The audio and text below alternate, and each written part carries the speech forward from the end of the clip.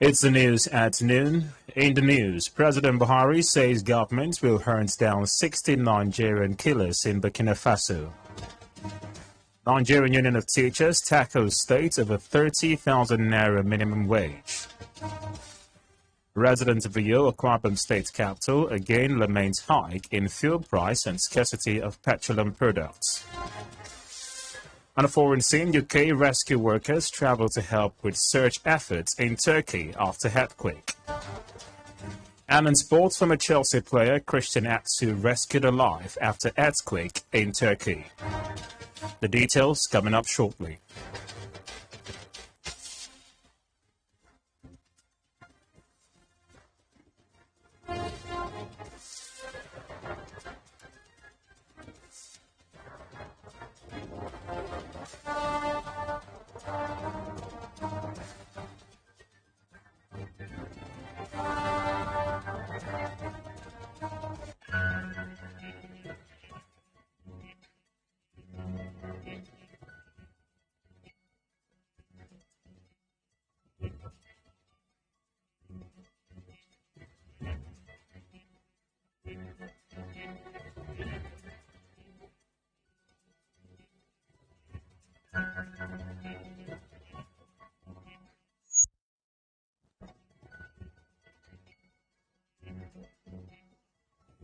Welcome once again, and many thanks for staying tuned. This is the news on Planet Radio 101.1 FM Uyo.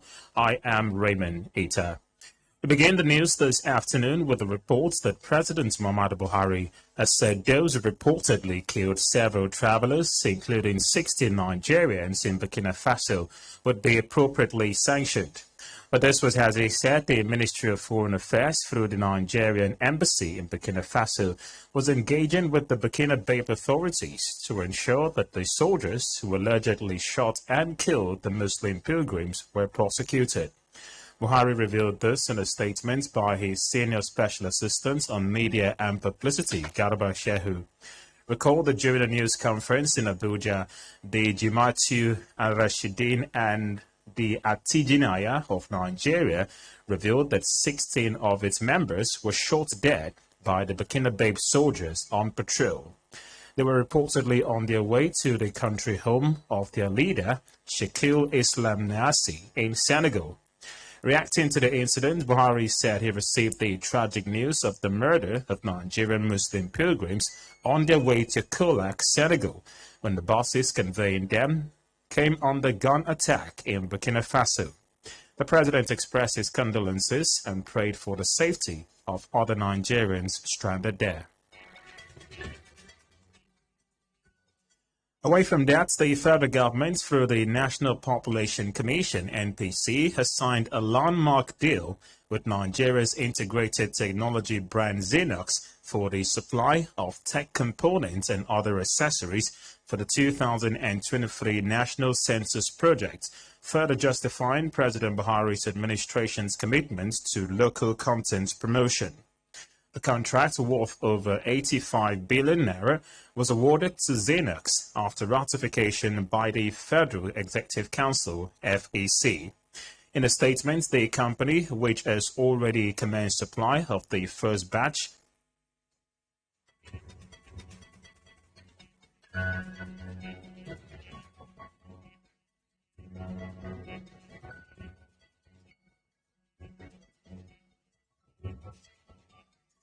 begging your pardon, the company in a statement said it has already commenced the supply of the first batch of about 100 units of the personal digital assistant devices required for the nationwide enumeration, emerged as the preferred technical partner for the exercise, after scaling a rigorous bid process involving other local and international competitors. Reports say the 2023 census, scheduled to hold between March and April, will be the fifth to be conducted by the Nigerian government since independence in 1960, and is coming 17 years since the last edition, which was held in 2006 under the administration of former President Olusegun Obasanjo.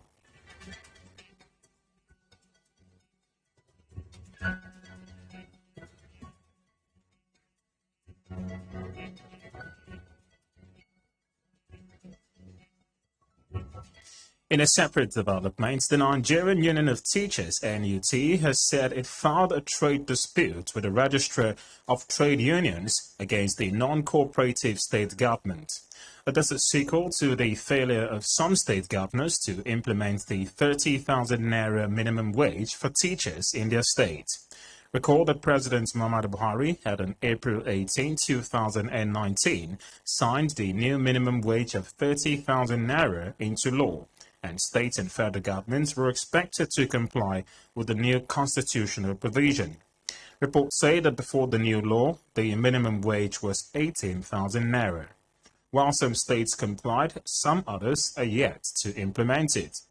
Meanwhile, commenting on the failure of some states to implement the new minimum wage, the NUT National President Aldo Titus Amba said the union have increasingly engaged state governments on the issues of the 30,000 naira minimum wage and the consequential adjustments, and have filed a trade dispute with the Registrar of Trade Unions against some non-cooperative state governments. The NUT leader, who failed to mention the names of the defaulting states, decried the failure of the minimum wage to meet the needs of workers.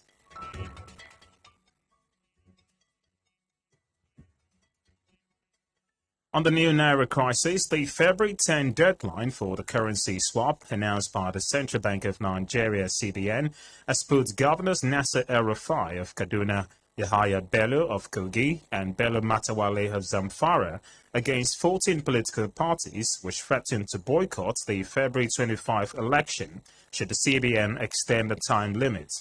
This is as a High Court of the Federal Capital Territory has restrained President Muhammadu Buhari, the CBN, its governor, Godwin Emefiele, and 27 commercial banks from suspending, stopping, extending, or interfering with the currency swap terminal date.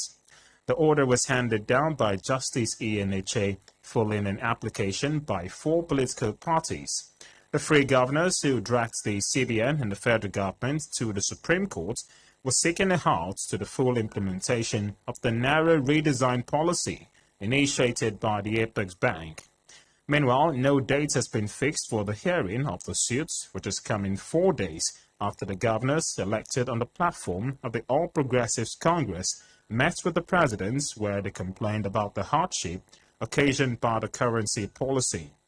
Buhari had asked them to give him 7 days to address their complaints, but apparently unimpressed by the president's pledge, the governors headed for the Supreme Court to stop the policy. But the applicants in the suit were the Attorneys General and Commissioners of Justice of Kaduna, Kogi, and Zamfara State, while the Attorney General of the Federation and Minister of Justice Abubakar Malami was the sole respondent in the matter. On electoral matters now, the Independent National Electoral Commission (INEC) says the use of the INEC Result Viewing Portal (IREV) to upload the polling unit results in real time is to ensure a transparent election process. The statement was contained in a post via the Commission's verified Twitter handle today. The Commission said that a transparent election process would help to ensure that the will of the people is accurately reflected. Now back here, some residents of Uyo, the AkwaIbom state capital, have again complained about the hike in fuel price and the scarcity of petroleum products, which has led to untold hardship. While speaking with Planet News, the people complained that the hike in price of fuel has had a negative effect on them and their businesses, stressing that they are experiencing low patronage due to the high prices of commodities, coupled with a lack of access to the new nodes. Fuele medicine ngurwa idanga me kan na ge seru ke pa ase ngurwa ge wo point zero awi kan need benye me waru so kan need benye such that anya affect na me were ka yam bo affect me chicha na ngara be usang ge wanya so ngfang were mo be digi gi wo fang were nya affect mo pe mbo ta eti ke dang ni ka banga fuel ogwa fuel song tutu anam price of transportation order you get be 100 naira ni be 200 even it me one boat almost 100 naira get it afana tutu bo fuel me ne am ka mi aro we buka ndo yam fuel me bo filling station mi fuel so ruwa buke yam pa na rate ne 500. I'm going without you would again to 500 me for what I for the back in I made and them one their way now waiting. And I'm boss man business. They run get lost because maybe my them boba and I cut young Iba. If I call you Iba.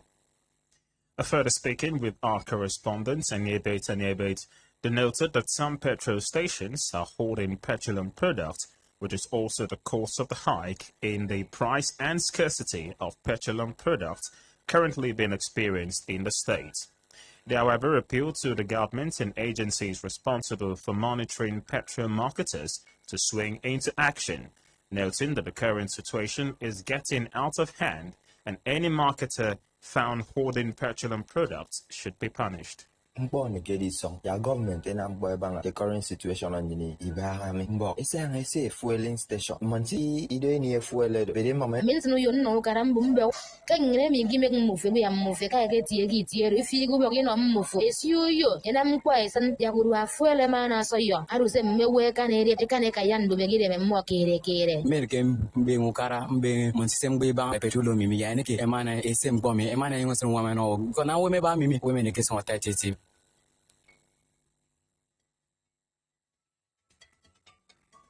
You're listening to the news on Planets Radio 101.1 FM. Uyo will take a breather and bring you more stories from our foreign sports and entertainment scenes. Still stay with us.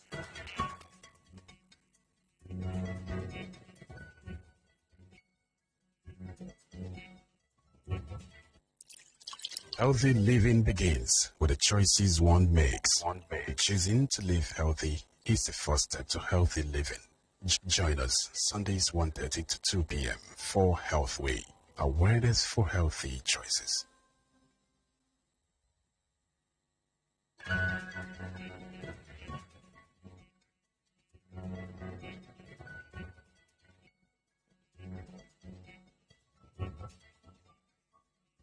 Welcome back and many thanks for staying tuned. On the foreign scene, British search and rescue specialists are set to travel to Turkey to help search for survivors after an earthquake killed over 4,300 people. A team of 76 rescuers are set to fly out to the country later today. Recall that the two 7.8 and 7.5 magnitude quakes devastated parts of Turkey and Syria, reducing many buildings to rubble.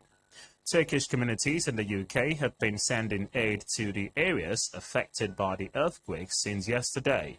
Foreign Secretary James Cleverly said the impact of the quakes was on a scale that has not been seen for some time. The confirmed death toll from Turkey and Syria has surged to 4,300 and is likely to rise further as more areas are searched and rescuers comb through mountains of rubble in the freezing snowy weather. According to Cleverly, no Britons had yet been reported dead in the disaster. And now in sports, Christian Atsu's club manager Mustafa Ozat has said that the footballer has been pulled from the rubble of a building with injuries after devastating earthquakes in Turkey. Atsu, who plays for Hatayasper, was trapped after the earthquakes that have killed at least 4,800 people.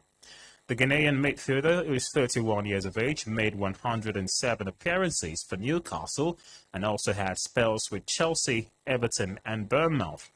Hatayasper sporting director Tani Savu is still in the collapsed building. Hatay was one of the areas closest to the epicenter of the earthquake and has suffered extensive damage.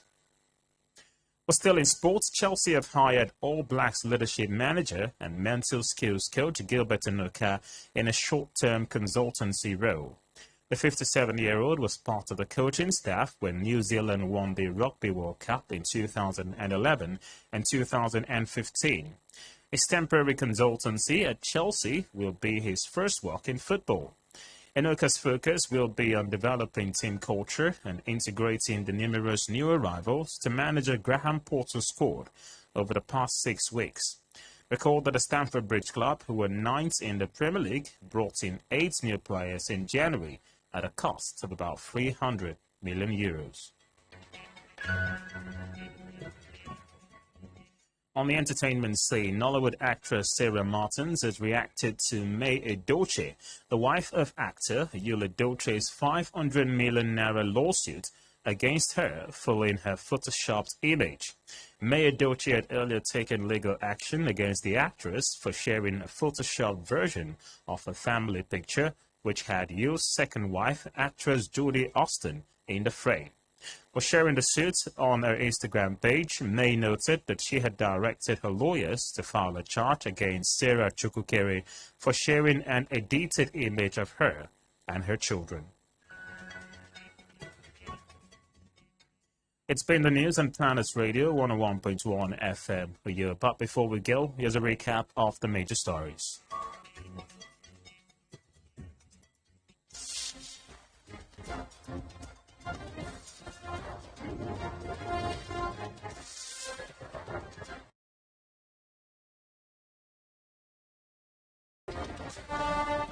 President Buhari has said those who reportedly killed several travelers, including 16 Nigerians in Burkina Faso, would be appropriately sanctioned.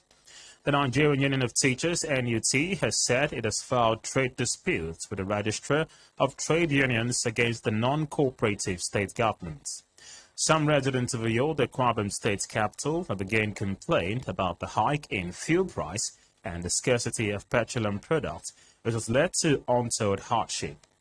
On a foreign scene, we told you that British search and rescue specialists are set to travel to Turkey to help search for survivors after an earthquake killed over 4,300 people. And in sport, reported that Christian Atsu's club manager, Mustafa Uzar, has said the footballer has been pulled from the rubble of a building with injuries after devastating earthquakes in Turkey. Now, for comments and coverage of the newsworthy events, call our newsroom on 0812-770-2940.